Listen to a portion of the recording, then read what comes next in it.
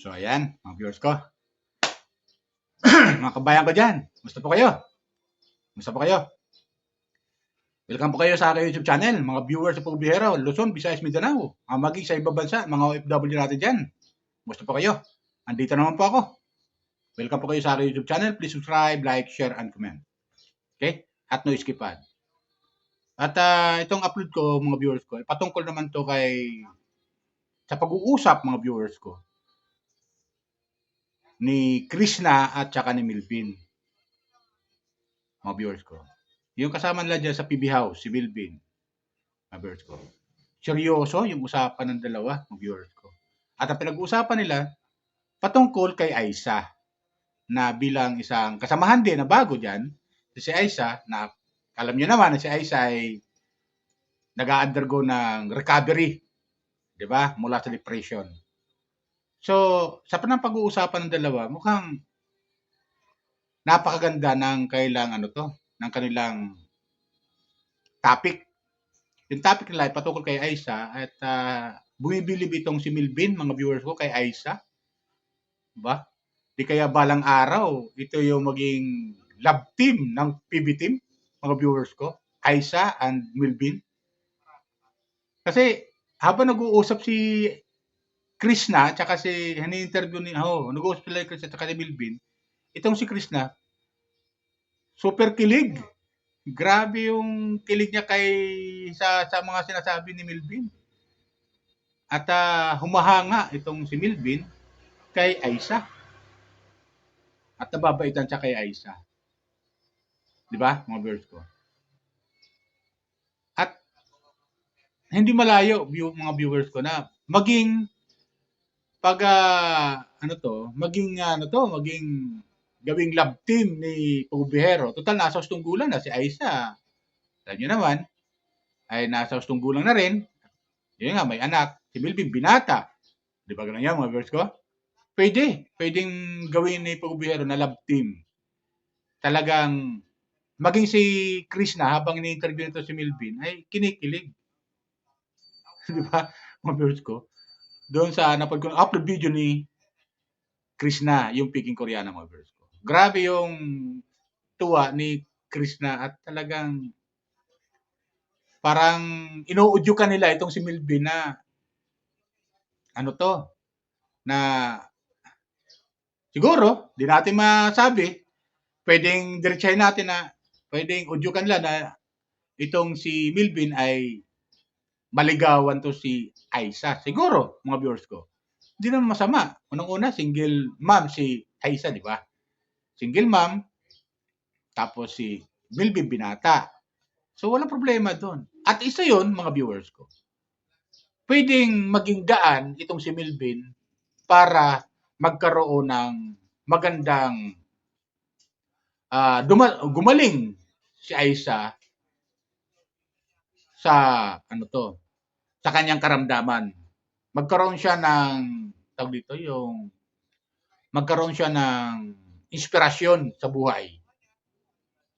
Sa katauhan ni Milvin. Pwede mangyari 'yan, mga viewers ko. At maging daan itong si Milvin na gumaling lalo itong si Aisa. At makipagsabayan sa kanila. Bagamat sa ngayon, nakikita ko, mga viewers ko, di masyado nakikipagsabayan si Aisa pa sa kanila. Siyempre, nangingilag din. Por respeto na rin kay Pugubihero. Kaya, hindi masyado siyang nagiging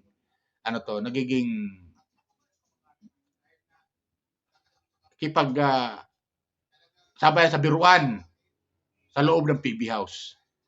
Di ba? Ganun yun. Pero, unti-unting makaka-recover tong si Aisa. Hanggang sa dumating sa punto na maging normal. Di ba ganun yun? At mawala yung kanyang depression. Pwede yun, mga viewers ko, makapagbabago sa buhay ni Aisa itong si Milvin. Para malimutan niya ang lahat na kanyang ng kanyang mga iniisip sa buhay, lalo-lalo patungkol sa kanyang anak. Kasi itong si Aisa, mga viewers ko, sobrang mahal niya yung kanyang anak. At isa yan sa nagiging dahilan sa kanyang kaiisip kung paano niya mabubuhay ang kanyang anak. Di ba?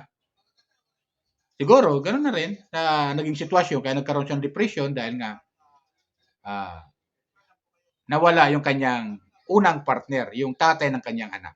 Siguro isa 'yan mga viewers 'no, na naiisip ni Aiza at nagkaroon nga ng depression. Tapos isa pa, yung kahirapan sa buhay at wala siyang matatag na trabaho kung paano niya matutustusan yung pangangailangan ng kanyang anak. 'Di ba gano'n yung mga viewers ko? Pero dito, mga viewers ko, habang nag-uusap si Krishna at saka si Milvin, maging si Krishna ay kinikilig. Kasi nga itong si Milvin humahanga kay Aiza, mga viewers ko. Kung mapapakinggan niyo yung usapan ng dalawa, talagang ikaw mismo na viewers ay mapapangiti ka. Mapapangiti na kasi itong si Milvin, talagang binibiro nitong Aiza, ni Krishna, binibiro at kinakausap at yun nga, kumain sila, magkatabi si Milvin at saka si Aiza. O, di ba? Tuwan-tuwa naman tong si Krishna. Talagang masaya yung kailang samahan diyan sa PB House. Sana ganun lagi, di ba? Ganun yun. At isa yan na pwede maging daan para maging lalong gumaling itong si Aiza at makarecover na sa kanyang karamdaman. Di ba? So, ganun nila kamahal itong si Aiza, mga viewers ko. Dito sa PB House. Kaya tama yung advice si Pugbihero na pakisamahan natin magandang pagtrato kay Aiza para makarecover kaagad, gumaling. At makikita naman natin kay Aiza, unti-unti na yung kanyang recovery. Unti-unti siyang gumagaling, mga viewers ko. At ang kagandahan dito, diyan sa PB House, andiyan si Krishna nagbibigay kay Aiza ng mga, nakakausap niya lagi. So, nagkakapalitan sila. Di natin alam, pag nasa loob sila ng kwarto, nagkakapalitan sila ng opinion o idea.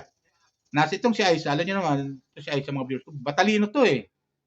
Kung mapapansin niyo, nung unang upload video ni Pugubihero dito kay Aiza, talagang, sabi nga niya, ito yung Inglesera.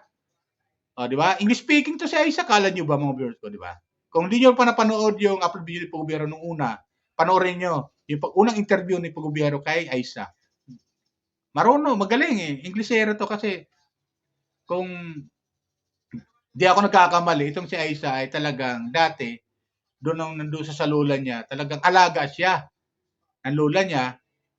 At ang alam ko, mayroon sila dating kasambahay dati.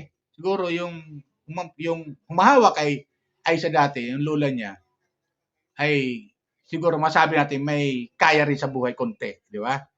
At siguro yun yung mga taon na yun, siguro yun lang inisip ni Aiza kung bakit siya nagkaroon depression. Dahil nga sa nawala lahat sa kanya yung mga bagay na yon na dapat ay nasa kanya. 'Di ba? Lalo na nawala yung kanyang lola, na mahal siya ng lola niya. At isa yan na nagbigay kay Aiza, nagkaroon ng depression. 'Di ba? Hinahanap niya yung lola niya. Sobrang mahal niya yung lola niya. Tapos nagkaroon nga siya ng kapartner at nagkaroon nga siya ng anak. At dagdag na yon, saka iisip siguro niya, hindi niya nakayanan bumigay at humantong sa depression.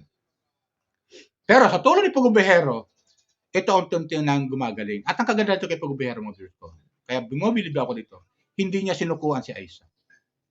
Nakita niyo naman talagang maging sa rehab, gastos ni Pugubihero to, mga viewers ko.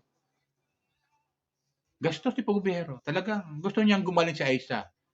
Total, tinutulungan na rin lang niya, lubos-lubos niya na pagtulong. At napakaganda dahil nung medyo nakarecover na si Aiza, ay kinuha niya sa bahay niya at dinala niya sa bahay sa PB House para mas magkaroon siya ng trabaho. O, di ba? Siyempre, may sahod dito, may trabaho eh. Para ron tuloy Pugubihero. Isa yan na makaka-recover si Aiza at makakapag-isip ng magandang paraan, idea, at hanggang sa gumaling siya. Isa yan na makakadagdag na para siya lalong gumaling. So, salamat kay Pugubihero at hindi niya sinukuhan si Aiza. Di ba? Ganun mga viewers ko. Kaya isa yan sa inahanga ko kay Pugubihero. Di ba? At ito pa, si Aiza, itong si Krishna, ay talagang isa din nakakadagdag na makarecover tong si Aiza. Dahil palagi sila nag-uusap, masaya sila sa loob ng PB House, tapos dagdag pa ito si Milvin, na parang ino-audio ko nila na Hanggat siguro, di natin masabi na siguro na, kasi, di natin masabi na pwedeng ligawan ni Melvin to si Aiza pagdating ng araw. Pero sa ngayon, hindi pa naman siguro. Idadaan pa nila sa biro-biro pa lang. Tukso-tukso. Di ba? At yan naman talaga yung umpisa yung tukso-tukso hanggang sa magkaroon ng developan. Di ba ganun yun? At gano'n din nangyari dito kay Krishna at saka ni Pugubero. Di ba na tukso-tukso hanggang sa nahulog ang loob ni Pugubero dito kay Krishna. At nagkaroon nga sila ng mga biruan at tuksuhan, di ba? At yun nga, nagkaroon ng love team. Teleserye. Pero yung teleserye ay yung pala ay kay Pugubero ay hindi teleserye para sa kanya, bagkos ay napapamahal na siya kay Krishna. Di ba? So, gano'ng mangyayari ito kay Aiza at kay Melvin. Idadaan sa biro-biro hanggang sa mahulog ang loob ni Melvin paritang araw. At unti-unti, humahanga si Melvin, mga viewers ko. Unti-unti humahanga si Melvin kay Aiza. At sabi niya, matalino. Na ba? At meron pa ako nakarinig, maganda. Ewan ko kung anong totoo yung maganda o maganda yung ugali ni Aiza. Di ba ganun yan, mga viewers ko? Pwede mangyayari yon. Tapos, siyempre, itong si Krishna habang nag-i-interview ay kinikilig. Mga viewers ko, kinikilig. Talagang matutuwa ka sa kanya, yung kanyang reaction at yung body language niya, yung habang nag-i-interview kay Aiza. Kasi yung habang nagluluto, nag-i-interview usap sila ni Melvin, talagang kilig to the bone itong si Krishna. Habang nagsasalita itong si Melvin patungkol kay Aiza. Kasi yun ang topic ng dalawa mo viewers ko Yun ang topic nila si Aiza. Siyempre si Aiza, simple lang. Simple lang. Aba, hindi malayo, mga viewers ko. Hindi malayo na magkagusto tong si Melvin kay Aiza. Kasi unti-unti na hinahangaan Hindi malayo at mahulog ang loob nito ni Melvin. At baka, mga viewers ko, baka lang naman, pagdating ng araw, ay maging love team na gawin ni Pugubero itong si Melvin at saka si Aiza. Pagdating ng araw. Di lang natin excuse me. Di lang natin isip ni Pugubero, pwedeng gawin. Di ba? Kasi sila nga ni Pugubero at saka ni Krishna ay pagdating ng araw ay hindi na teleserye yung ginagawa nila, bagkos kailang sariling buhay na yung napapag-usapan at patungo sa pagiging mag-jowa. Di ba po yung mga viewers ko? Kasi yung galaw ni Krishna at saka ni Pugubero ay talaga masabi natin, sila na nga. Di ba? Kung makikita natin mga video upload nila, mga previous upload, sobrang sweet itong ni Krishna kay Pugubero. Sobrang sweet talaga. At yun naman ang gusto natin para maging sila na. Di ba ganun yun? At yun nga, yung February 9, abangan natin at yung February 9 kasi Mansari yun at saka yung February 14. So nananabik tayo doon. At talagang ngayon pa lang ay talagang excited tayo na mapanood yun. Di ba? Excited tayo. Kaya abangan na lang natin. At patungkol naman kay Melvin at saka ni Aiza, abangan lang din natin kung anong strategy ang gagawin ni Pugubero. Alam niyo si Pugubero maganito pagdating sa mga ganyan na mga strategy. Di ba? Paano mapaganda yung sitwasyon patungkol kay Melvin at kay Aiza. Kasi dinadaan-daan lang sa biro-biro. Di ba? So yun lang sa akin mga boss. Yun lang yung comment reaction ko sa upload video ni Krishna doon sa katungkol kay Melvin at kay Aiza. Okay? Yun lang po, mga boss ko. Shoutout ulit. Inahangaan ko mga charter brother kay Pugubero at yung team. Salamat, nandiyan kayo at ingat kayo lagi sa araw ng pagmimission nyo. Kay Kalinga Prab at sa kanyang team, mga Kalinga partners, shoutout sa inyo, mga viewers ni Kalinga Prab. Welcome po kayo sa aking YouTube channel. Please subscribe, like, share, and comment. Yun din kay Kuya Bal at Ina at Jack. Sa mga viewers ng Kalingap, welcome po kayo. Mga viewers si Pugubero, welcome po kayo. At viewers si Katekram, shoutout Katekram, yan, Lore Aquino Talita, Daddy Frankie, Vince TV, yan, shoutout kayo. At sa mga viewers ni Bonsumidit, mga viewers ko, yung Richie Plant Girl, welcome kayo sa YouTube channel. Please subscribe, like, share, and comment. Okay? Ilan po? Bye! Ingat po lagi. Pagpalain po tayo ng may kapal.